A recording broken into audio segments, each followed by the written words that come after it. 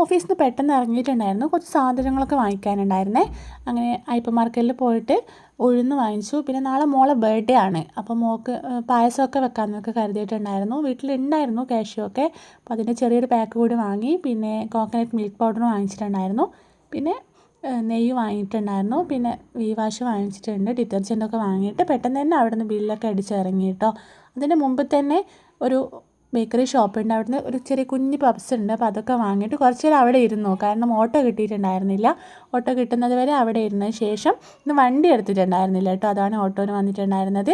അങ്ങനെ ഓട്ടോന് എത്തിയപ്പോൾ എൻ്റെ വീട് വന്നിട്ടുണ്ടായിരുന്നത് വടകര റെയിൽവേ സ്റ്റേഷന് അടുത്താണ്. ഇവിടുന്ന് നോക്കിയാൽ കാണുന്ന ദൂരമേ ഉള്ളൂ. ഈ 2 റെയിൽ ക്രോസ് ചെയ്തിട്ട് കുറച്ച് മാത്രമേ വീട്ടിലേക്ക് നടക്കാനുള്ളൂ. ഞാൻ കാണുന്നതാണ് കേട്ടോ വടകര റെയിൽവേ സ്റ്റേഷൻ. അപ്പോഴേക്ക് ഹസ്ബൻഡ് എത്തിയിട്ടുണ്ട്. വീട്ടിനടുത്തിതേ റോഡ് സൈഡിലൊക്കെ ചെറിയ ഇതുപോലെയുള്ള തോടുകളുണ്ട് കേട്ടോ. അപ്പോഴത്തേക്ക് ഞാൻ വീട്ടിലെത്തിയിട്ടുണ്ടേ.